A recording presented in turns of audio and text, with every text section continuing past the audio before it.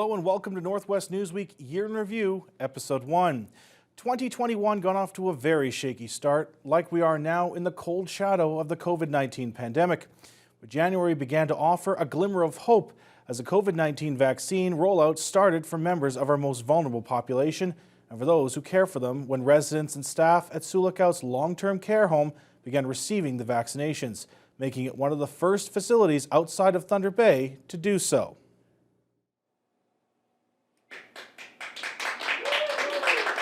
And with that, 85-year-old Eunice Fiddler, the mother of Nan Grand Chief Alvin Fiddler, became the first resident at the William A. George Extended Care Facility to receive a vaccination for COVID-19. Facility Administrator Cynthia Dwyer says after months of tension and concern, watching the vaccinations begin was amazing and a blessing. We have to be diligent. There's light at the end of the tunnel. Be diligent. There's light at the end of the tunnel. And finally, we are now seeing the light. The vaccine arrived in Sioux Lookout Wednesday evening by air and was delivered to the facility by Orange, which has been tasked by the province to deliver vaccines to Northern Ontario.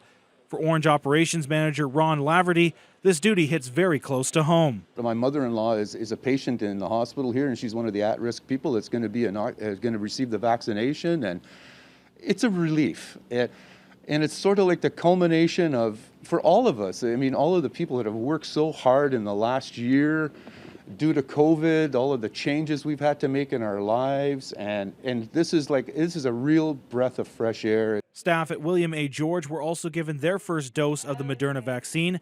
That honor went to Tom Chapman, who is an interpreter at the facility. Karen Parent is another one of the key figures involved in getting the vaccine to Sioux Lookout and recalls the moment she got word that the vaccine would be arriving. Oh my goodness, New Year's Eve, let me tell you, that was wonderful. I was just really excited, and of course sworn to secrecy between Heather and myself, so it was a little internal celebration. Heather Lee is the CEO of the Menoyawin Health Centre, which runs William A. George. She says a key delivery component is having staff who work in long-term care deliver the vaccine to allow for as smooth of an inoculation as possible. So to be here with people that they know, who care for them day in and day out, who they trust, is really important, because when we have to go elsewhere or other people are coming in that they don't know, it's a very frightening experience for them and can really create some dilemmas for them. Over the next few days, almost 550 doses of the Moderna vaccine will be administered to residents and staff of both the William A. George Extended Care Facility and the Menoyawin Health Centre, after which it will be a 21-day wait before the second round of inoculations can begin. Adam Riley, TBT News. The reaction to the start of vaccinations in Sioux Lookout was also welcomed by the Medical Officer of Health for the Northwestern Health Unit, who was also happy to see a strategic and targeted approach. Dr. Kit Young-Hoon believed vaccinating vulnerable populations like seniors and those who care for them would be an important step in combating COVID. However, when it came to administering vaccines for those not in care homes or other medical facilities, she said it was part of an ongoing conversation with the province, especially on the topic of a steady supply chain of the vaccine. Our case numbers are increasing, and they're not coming down at this point. And, I don't think we've seen the full effect of what has occurred over the Christmas season. So the interactions during the Christmas season is likely still yet to show up in our numbers. Who noted conversations were also being held locally between the health unit and other regional health partners for the best rollout strategy for the rest of the population. In late January, Manitowaj was shaken following the murder in the small town of 2000, and revelations that the victim and the accused were not just known to each other, but shared the same father further rocked the community. OPP were called to a disturbance at a Flicker Street residence on January 25th. Officers attending the scene discovered an 18-year-old male, later identified as Wayne Allen, who was then taken to hospital by Superior North EMS, where he was later pronounced deceased. Our officers at the scene arrested a 38-year-old male identified as Jesse Allen, who's also a resident of Manitowaj and a relative of the deceased. Mr. Allen, Jesse Allen, has since been charged with first-degree murder, contrary to Section 235, Sub 1 of the Criminal Code. Mr. Allen was also remanded to custody and is currently being held at the Thunder Bay District Jail. In February, we brought to you a story of the family of a Denoric man who were still seeking answers 3 months after his death was declared a homicide. But few details came from the OPP, who admitted the case was very complicated. The victim's wife says the murderer was a neighbor who had been released from custody mere hours after a major drugs and weapons arrest. That neighbor would later be found dead in a structural fire next door. A warning, some of the details may be disturbing. 75-year-old Rick McLeod was described as a person who loved life, fishing, and his family. On November 5th, 2020, his wife Linda witnessed as he was shot and killed inside their house by their neighbor, 48-year-old Daniel Lethbridge. Dan opened up the door and had shot Rick once. It was, so I kind of ducked because I wasn't sure what was going on. And then Rick had said Linda, and then I went to turn around, and that's when Dan shot him again. McLeod says after shooting her husband, Lethbridge stared at her for a moment before closing the door and exiting the house. It is believed Lethbridge then went over to his own home and set it on fire. The OPP closed the Trans-Canada Highway as officers searched for a shooter, and fire crews attempted to control the blaze. Human remains were later discovered in the ruins, and this week the OPP confirmed what many have suspected. On February 3rd, we had the results come back from the office of the chief coroner, and they positively identified the human remains as 48-year-old Daniel Lethbridge. Daniel Lethbridge was the person that owned the residence that was engulfed in flames. Despite that confirmation, McLeod says Lethbridge still has not been implicated for her husband's murder. When asked for Rick McLeod's cause of death, Golding says the OPP are withholding that evidence at this time, and therefore was unable to confirm that McLeod was shot. His widow is also still wanting answers as to how Lethbridge was allowed to be released from custody. He had been arrested 24 hours prior to the incident, following an assault investigation which prompted a search of his home and the police seizure of 19 firearms and over 400 cannabis plants. It's just the whole thing, like there's unresolved answers and nobody's really saying anything. We put together a case with evidence, and it's presented to the courts, and then they did make the decision on whether or not a person is released. I understand the transparency portion of this doesn't look good, but once again, it's in the hands of the courts. Golding notes the investigation is still ongoing at this time and believes more information will be released in the future. Meanwhile, Linda McLeod is left waiting with just memories and the trauma of what she witnessed. Adam Riley, TBT News. Tragedy struck the North Shore town of Schreiber on February 13th, following a collision on Highway 17 west of Marathon, which claimed the life of Mayor Dave Hamilton. Hamilton's death was mourned by many local leaders and friends in the days that followed the incident. Police confirmed late in the afternoon on February 14th that the victim of a two-vehicle collision on Highway 17 between Marathon and Terrace Bay the previous evening was 69-year-old Schreiber Mayor Dave Hamilton. The collision occurred shortly before 7:30 west of the Little Pick River Bridge. An OPP release states officers found a tractor-trailer unit in the eastbound ditch and a pickup truck in the westbound lane against the guardrails. Hamilton was the sole occupant of the pickup truck and was pronounced deceased at the scene. Hamilton spent 6 years as a councillor before successfully earning the mayor's seat in 2018. He served on many boards and committees, including the Thunder Bay District Board of Health and the Thunder Bay District Municipal League. Marathon Mayor and TBDML President Rick Dumas confirmed Hamilton had been attending a league meeting in Marathon Saturday. He says he got to know Hamilton very well over the last decade, adding they both shared a common bond of caring about and being involved in their communities. I've known Dave for a lot of years as a councillor, and then of course the mayor and Schreiber throughout our different meetings with Thunder Bay District Municipal League, as well as NOMA, meeting in Toronto, meeting as local mayors here regionally and throughout the North Shore. It's a really devastating blow to the community of Schreiber as well as to the district, and just going to miss Dave completely. Similar sentiments were expressed by many of Hamilton's colleagues, including neighboring Terrace Bay Mayor Jody Davis, who had known Hamilton for over 3 decades. He was a proud husband, father, and grandfather, and valued and respected leader of his town and in the district. He will be missed. We will miss you, David. Hamilton leaves behind a wife, a son, a daughter, and 2 grandsons. An investigation into the crash is still ongoing, with possible charges pending. Adam Riley, TBT News. An update to that story. In late November, the Ontario Provincial Police announced a charge of dangerous driving causing death against the 35-year-old driver of the transport. When we come back, racism in Kenora spikes following outbreaks of COVID-19 on area First Nations, and Beardmore residents fight back against proposed cuts to EMS.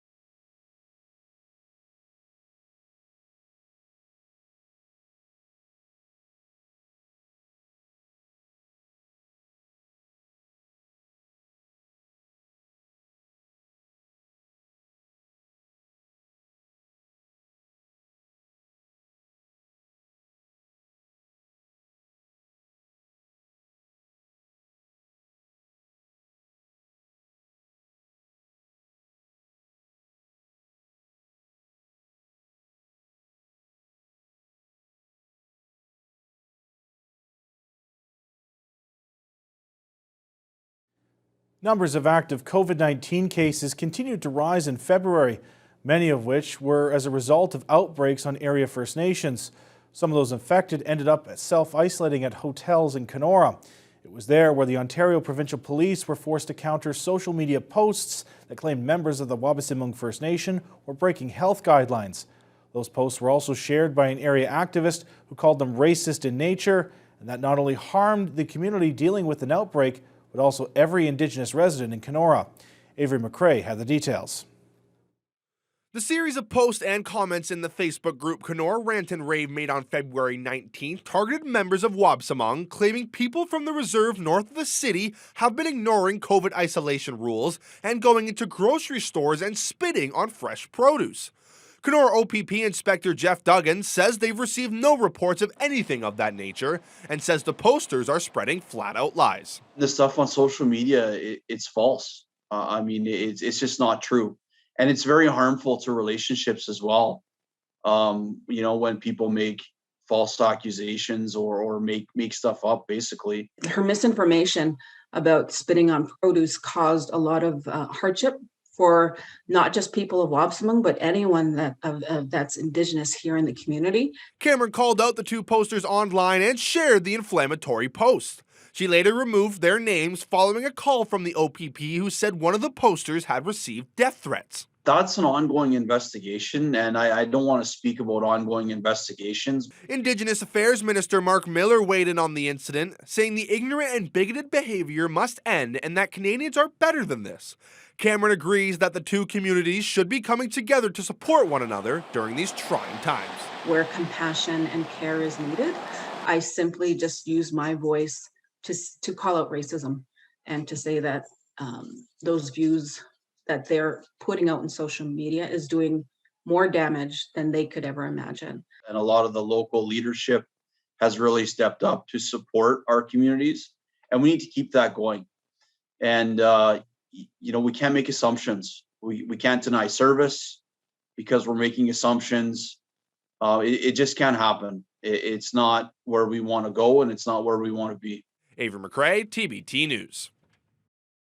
Residents of Beardmore and the surrounding area rallied in early March in protest of a plan that would see the EMS station in that community close. Demonstrators said the move would put lives at risk and drive away anyone looking to put down roots in the area. At the same time, their concerns were compounded by a lack of consultation by consultants hired by Thunder Bay City Council. To have an ambulance come from Geraldton or Nipigon, that's over a 2.5-hour round trip to get to hospital. That is not acceptable. Those are the concerns held by residents of Beardmore and the surrounding First Nations should the 10-year strategic plan for Superior North EMS be implemented by Thunder Bay City Council.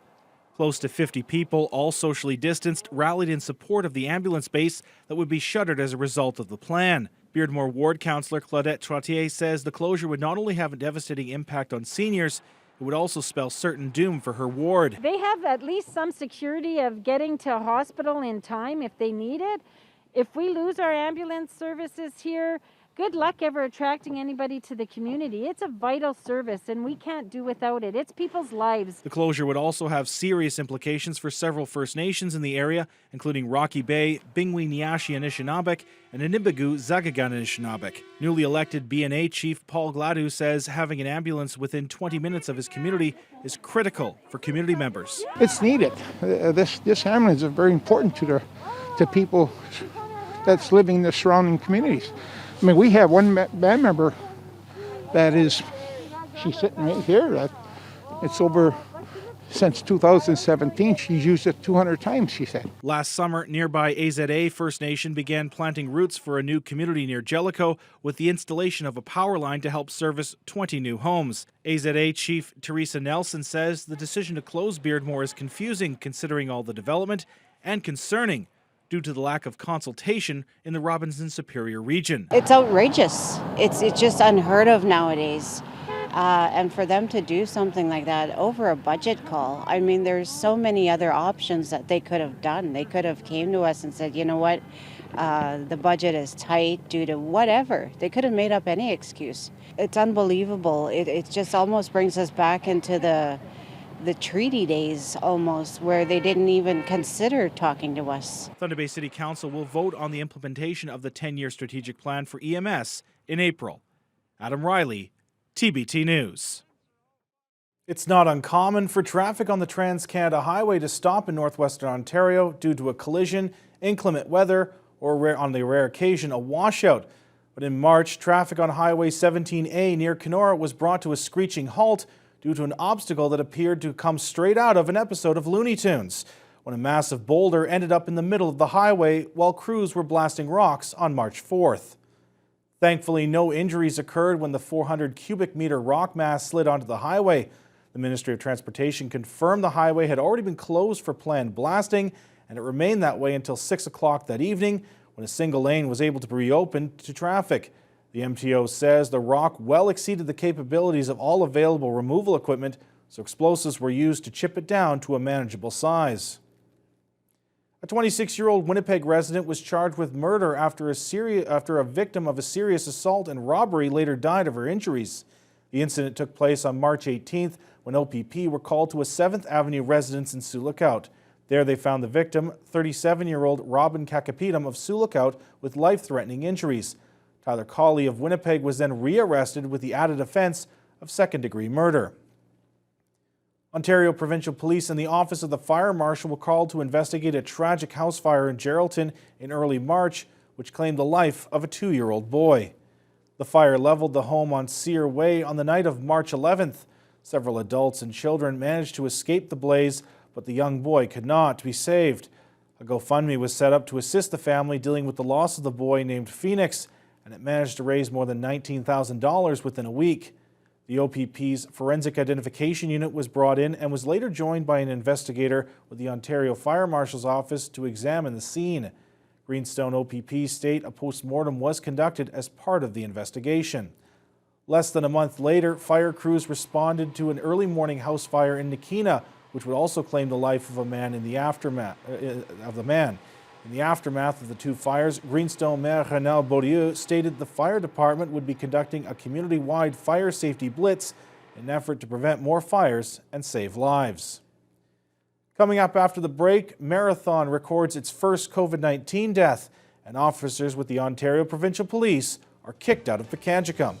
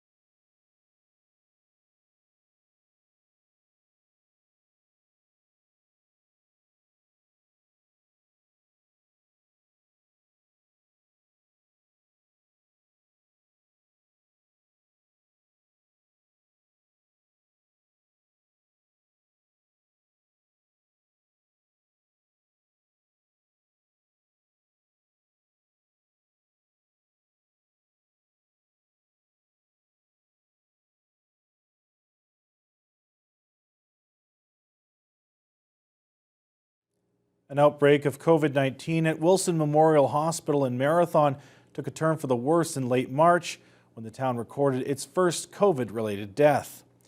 The death marked the 40th COVID-related death in the district and the first along the North Shore. It was first confirmed by the Marathon Family Health Team and was linked to the outbreak in the hospital's chronic care wing, which had grown to 7 cases, with the virus being found in both staff and patients. North of Superior Healthcare Group CEO Adam Brown was saddened by the death, calling it demoralizing for both the family and the staff at the hospital. We've been working so hard for the last year to keep everybody safe, and that's our job, is to keep everybody safe. And we have this death, and then I try to reconcile it with what I've seen and heard in the community over the weekend of a lot of travel to the city for non-essential reasons. I've heard lots of parties in yards over the weekend. So quite demoralizing, honestly, and hopefully a reminder and that something positive can come out of this to snap us back into our reality. Both the chief of the Pikangikum First Nation and the main spokesperson for the Ontario Provincial Police spoke out in late March following a shocking turn of events that saw the provincial police force expelled from the community due to allegations of misconduct by officers. In a Facebook video, Chief Dean Owen addressed members of his community, speaking mostly in Ojibwe. The community also issued a release stating that trust was now broken between the two organizations and that Pikangikum needs to know about the potential threats in their community, especially when that threat comes from the people they entrust to protect their members. Owen says the incidents date back many years and were left unresolved and required immediate attention by the government to discuss the next steps to ensure the community's safety. Serious misconduct. Yeah, I can imagine involves with physical assault, sexual assault, digging in my heels. I know, I'm not gonna let this one go by. The 10 OPP members actually returned to their home locations on Friday of last week. Now, due to allegations of misconduct involving OPP members, the OPP has proactively reached out to the Ontario Special Investigations Unit, which has invoked its mandate to investigate. Now, as a result of that invocation, the OPP can't comment any further on those allegations. There were also concerns about the community of 3,000 being without 24/7 health care as a result of Indigenous Services Canada flying nurses out each night in response to further concerns of a lack of policing. Officers would later be allowed to resume policing duties in late April with several conditions that included that officers work alongside the Pikangikum Peacekeepers, a volunteer group formed following the absence of the formal police service. As April began to draw to a close, the family of Hermina Fletcher and her estate launched a multi-million-dollar lawsuit against Riverside Healthcare and a former nurse who is facing murder charges in connection to Fletcher's death. The 76-year-old woman died at La Vérendrye Hospital in January of 2015. More than 4 years later, the OPP charged 36-year-old Lindsay Coyle with second-degree murder, breach of trust, and theft. The statement of claims sought out $3 million in total damages, alleging negligence and infliction of emotional distress. The suit claims Coyle stole Fletcher's medication and falsified prescription records, leading to suffering and eventual death. It also alleges the hospital failed to monitor Fletcher's condition or investigate evidence of medication theft and then hid the truth about what happened from the family. None of the allegations have been proven in court. And those were some of our top stories from January to April. Tune in next time when we recap the months of May, June, July, and August. Thank you and have a great weekend.